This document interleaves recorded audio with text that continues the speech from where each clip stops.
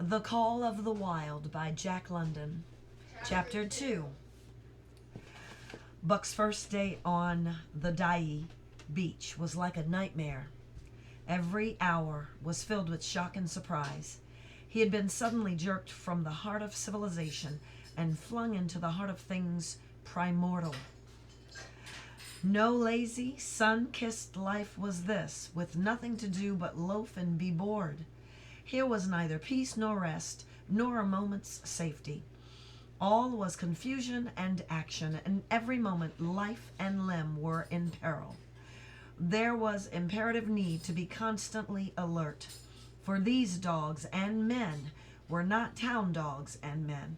These were savages, all of them, who knew no law but the law of club and fang. And by the way, that's the chapter. It's called The Law of Club and Fang, Chapter 2. He had never seen dogs fight as these wolfish creatures fought, and his first experience taught him an unforgettable lesson. It is true, it was a vicarious experience, else he would not have lived to profit by it. Curly was the victim. They were camped near the log store where she and her friendly way made advances to a husky dog the size of a full-grown wolf, though not half so large as she. There was no warning, only a leap in like a flash, a metallic clip of teeth, a leap out equally swift, and Curly's face was ripped open from eye to jaw. It was the wolf manner of fighting, to strike and leap away. But there was more to it than this. 30 or 40 huskies ran to the spot and surrounded the combatants in an intent and silent circle. Buck did not comprehend that silent intentness, nor the eager way with which they were licking their chops. Curly rushed her antagonist, who struck again and leaped away. He met her next rush with his chest in a peculiar fashion that tumbled her off her feet. She never regained them. This was what the onlooking huskies had waited for. They closed in upon her, snarling and yelping, and she was buried, screaming with agony, beneath the bristling mass of bodies. So sudden was it, and so unexpected, that Buck was taken aback. He saw Spitz run out his scarlet tongue in a way he had of laughing, and he saw Francois swinging an axe, springing into the mess of dogs. 3 men with clubs were helping him to scatter them. It did not take long. 2 minutes from the time Curly went down, the last of her assailants were clubbed off. But she lay there limp and lifeless in the bloody trampling snow, almost literally torn to pieces, the swart half-breed standing over her and cursing horribly. The scene often came back to Buck to trouble him in his sleep. So that was the way. No fair play. Once down, that was the end of you. Well, he would see to it that he never went down. Spitz ran out his tongue and laughed again, and from that moment, Buck hated him with a bitter and deathless hate. Before he had recovered from the shock caused by the tragic passing of Curly, he received another shock. Francois fastened upon him an arrangement of straps and buckles. It was a harness, such as he has seen the grooms put on the horses at home. And as he had seen horses work, so he was set to work, hauling Francois on a sled to the forest that fringed the valley, and returning with a load of firewood. Though his dignity was sorely hurt by thus being made a draught animal, he was too wise to rebel. He buckled down with a will and did his best, though it was all new and strange. Francois was stern, demanding instant obedience, and by virtue of his whip receiving instant obedience, while Dave, who was an experienced wheeler, nipped Buck's hind quarters whenever he was in an error. Spitz was the leader, likewise experienced, and while he could not always get at Buck, he growled sharp reproof now and again, or cunningly threw his weight in the traces to jerk Buck into the way he should go. Buck learned easily, and under the combined tuition of his 2 mates and Francois, made remarkable progress. Ere they returned to camp, he knew enough to stop at ho and to go ahead at mush, to swing wide on the bends and to keep clear of the wheeler when the loaded sled shot downhill at their heels. Très voir, good dogs. Très voir, good dogs, Francois told Parut. Dat buck, him pull like hell. I teach him quick as anything. By afternoon, Parut, who was in a hurry to be on the trail with his dispatches, returned with 2 more dogs, Billy and Joe, he called them. 2 brothers, and true huskies both. Sons of the one mother, though they were as different as day and night. Billy's one fault was his excessive good nature, while Joe was the very opposite, sour and introspective, with a perpetual snarl and malignant eye. Buck received them in camaraderie fashion. Dave ignored them, while Spitz proceeded to thrash first one, then the other. Billy wagged his tail appeasingly, turned to run when he saw the appeasement was of no avail, and cried still appeasingly when Spitz's sharp teeth scored his flank. But no matter how Spitz circled, Joe whirled around on his heels to face him, mane bristling, ear laid back, lips writhing and snarling, jaws clipping together. I need to get that fly, Avery. It's still here? Yeah. As fast as he could snap, and eyes diabolically gleaming, the incarceration of belligerent fear. So terrible was his appearance that Spitz was forced to forego disciplining him. But to cover his own discomfiture, he turned upon the inoffensive and wailing Billy and drove him to the confines of the camp. By evening, Perut secured another dog, an old husky, long and lean and gaunt, with a battle-scarred face and a single eye which flashed a warning of prowess that commanded respect. He was called Sol Lex, which means the angry one. Like Dave, he asked nothing, gave nothing, expected nothing, and when he marched slowly and deliberately into their midst, even Spitz left him alone. He had one peculiarity which Buck was unlucky enough to discover. He did not like to be approached on his blind side. Of this offense, Buck was unwittingly guilty, and the first knowledge he had of his indiscretion was when Sol Lex whirled upon him and slashed his shoulder to the bone for 3 inches up and down. Forever after, Buck avoided his blind side. Forever after, Buck avoided his blind side, and to the last of their comradeship had no more trouble.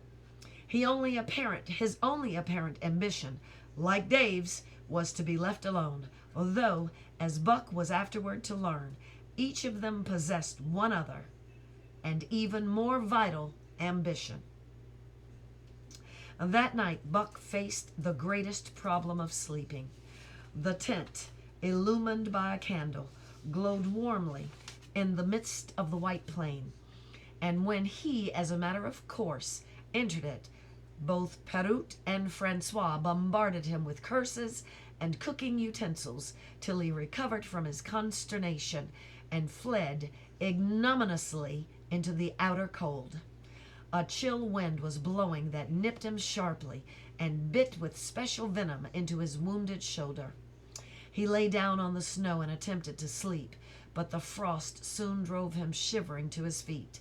Miserable and disconsolate, he wandered about among the many tents, only to find that one place was as cold as another. Here and there savage dogs rushed upon him, but he bristled his neck hair and snarled, for he was learning fast, and they let him go his way unmolested. Finally, an idea came to him. He would return and see how his own teammates were making out. To his astonishment, they had disappeared. Again, he wandered about through the great camp looking for them, and again he returned. Were they in the tent? No, that could not be. Else he would not have been driven out. Then Where could they possibly be? With drooping tail and shivering body, very forlorn, indeed, he aimlessly circled the tent. Suddenly the snow gave way beneath his forelegs, and he sank down. Something wiggled under his feet. He sprang back, bristling and gnarling, fearful of the unseen and unknown. But a friendly little yelp reassured him, and he was back to investigate.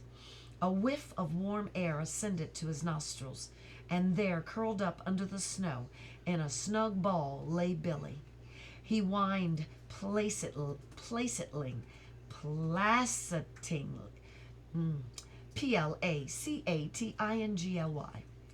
placatingly, squirmed and wriggled to show his goodwill and intentions, and even ventured, as a bribe for peace, to lick Buck's face with his warm, wet tongue. Another lesson. So that was the way they did it. Buck confidently selected a spot, and with much fuss and wasted effort proceeded to dig a hole for himself. In a trice, the heat from his body filled the confined space, and he was asleep. The day had been long and arduous, and he slept soundly, comfortably, though he growled and barked and wrestled with bad dreams. Nor did he open his eyes till roused by the noises of the waking camp. At first, he didn't know where he was. It had snowed during the night, and he was completely buried.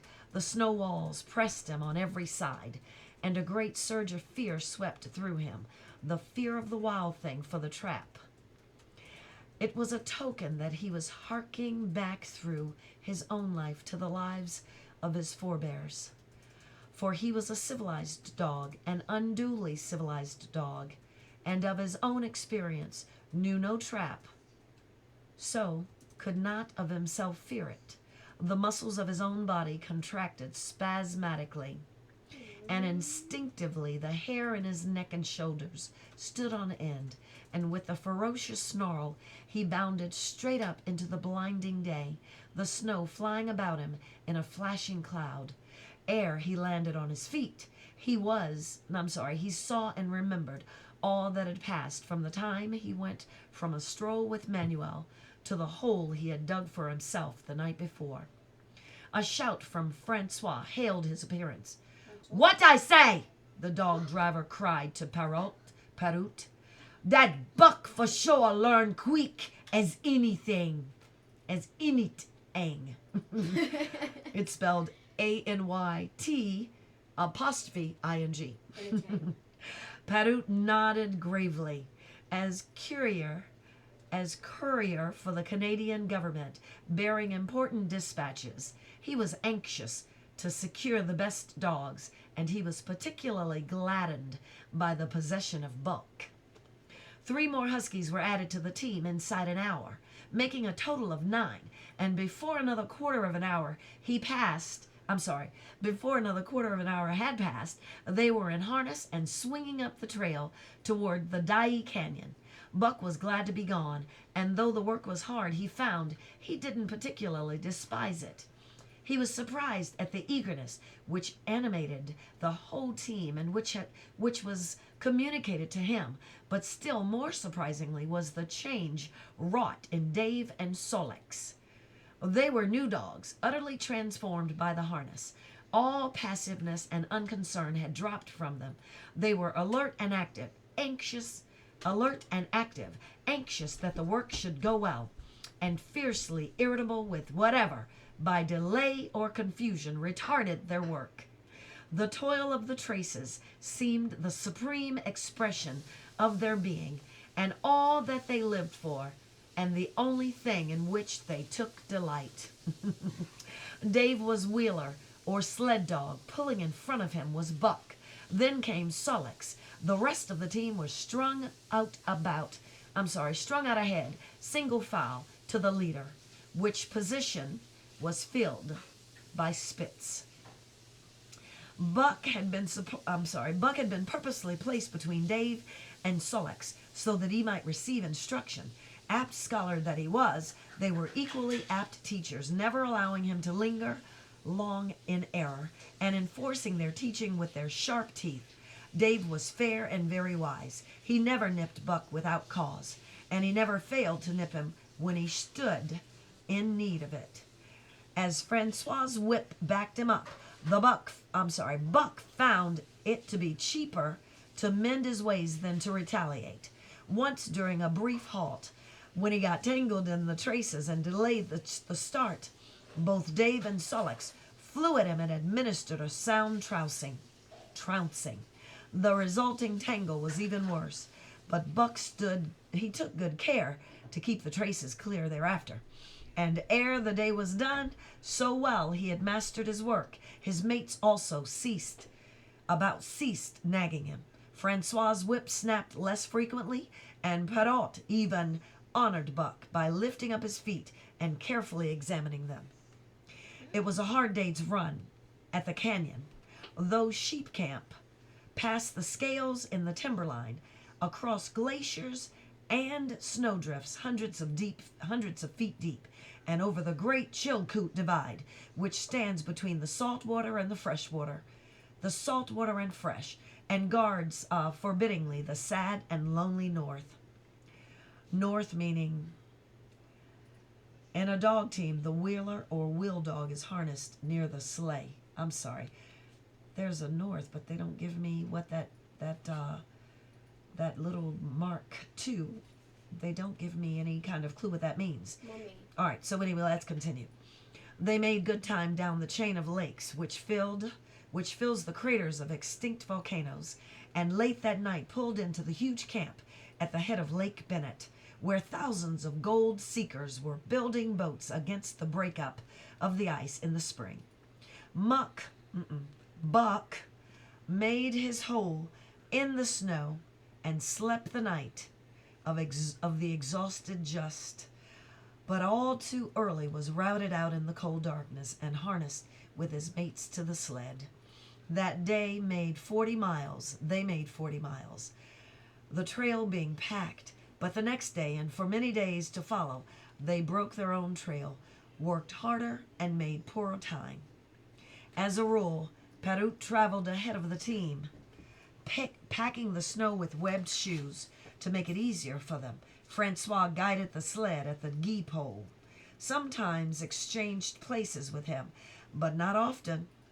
Perrault was in a hurry, and he prided himself on his knowledge of ice, which knowledge was indispensable, for the fall ice was very thin, and where there was swift water, there was no ice at all.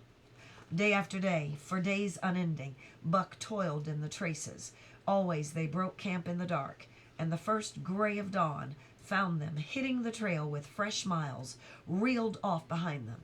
And after they pitched camp after dark, eating their bit of fish and crawling to sleep into snow, Buck was ravenous. The pound and a half of sun-dried salmon, which was his ration for each day, seemed to go nowhere. He never had enough and suffered from perpetual hunger pangs. Yet the other dogs, because they weighed less, were born to the life, received a pound only of the fish, and managed to keep in good condition. He swiftly lost the fastidiousness which had characterized his whole life. A dainty eater, he found that his mate, finishing first, robbed him of his unfinished rations. There was no defending it. While he was fighting off 2 or 3, it was disappearing down the throats of the others. To remedy this, he ate as fast as they, and so greatly did hunger compel him. He was not above taking what did not belong to him. He watched and learned. When he saw Pike, one of the new dogs, a clever malingerer, and thief, slyly steal a slice of bacon from Perrault's back. When he saw that his back was turned, he duplicated the performance the following day, getting away with the whole chunk. A great uproar was raised, but he was unsuspected, while Dub, an awkward blunderer who was always getting caught, was punished for Buck's misdeed. This first theft marked Buck as fit to survive in the hostile Northland environment.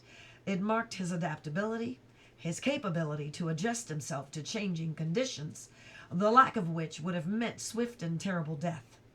It marked further the decay of going to pieces of the moral nature, a vain thing and a handicap in the ruthless struggle for existence.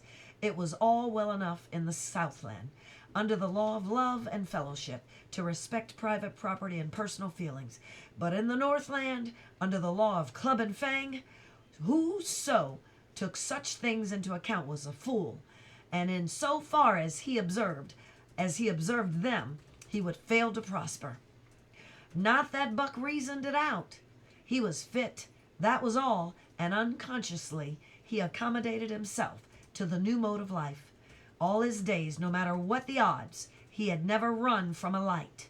But the club of the man in the red sweater had beaten into him a more fundamental and primitive code. Civilized, he could have died for a moral consideration. Say the defense of Judge Miller's riding whip, but the completeness of his decivilization was now evidenced by his ability to flee from the defend of a moral consideration and so save his hide. He did not steal for the joy of it, but because of the clamor of his stomach. He didn't rob openly, but he stole secretly and cunningly out of respect of club and fang. In short, the thing he did were done because it was easier to do them than not to do them. His development, or retrogression, was rapid. His muscles became hard as iron, and he grew callous to all ordinary pain. He achieved an internal as well as external economy. He could eat anything, no matter how loathsome and indigestible, and once eaten, the juices of his stomach extracted the least particle of nutriment, and his blood carried it to the farthest reaches of his body, building it into the toughest, stoutest of tissues. Sight and scent became remarkably keen, that is, while his hearing developed such acuteness that in his sleep he heard the faintest sound and knew whether it was heralded peace or peril. He learned to bite the ice with his teeth when it collected between his toes, and when he was thirsty and there was a thick scum of ice over the water hole, he would break it by rearing and striking it with stiff forelegs. His most conspicuous trait was an ability to scent the wind and forecast it a night in advance. No matter how breathless the air, when he dug his nest by tree or bank, the wind that later blew inevitably found him to leeward, sheltered and snug. And not only did he learn by experience, but instincts long dead became alive again. The domesticated generations fell from him. In vague ways he remembered back to the youth of the breed, to the time the wild dogs ranged in packs through the primeval forest and killed their meat as they ran it down. It was no task for him to learn to fight with cut and slash and the quick wolf snap. In this manner he fought forgotten ancestors. They quickened the old life within him, and the old tricks which they had stamped into the heredity of the breed were his tricks. They came to him without effort or discovery, as though they had been always his. And when on the still cold nights, he pointed his nose at a star and howled long and wolf-like, it was his ancestors, dead in dust, pointing nose at stars and howling down through the centuries and through him. And his cadences were their cadences, the cadences which voiced their woe, and what to them was the meaning of the stillness and the cold and the dark. Thus, as token of what a puppet thing life is, the ancient song surged through him, and he came into his own again, and he became man. He came because men had found a yellow metal in the north, and because Manuel was a gardener's helper whose wages did not lap over the needs of his wife and divers small copies of himself. The end of chapter 2.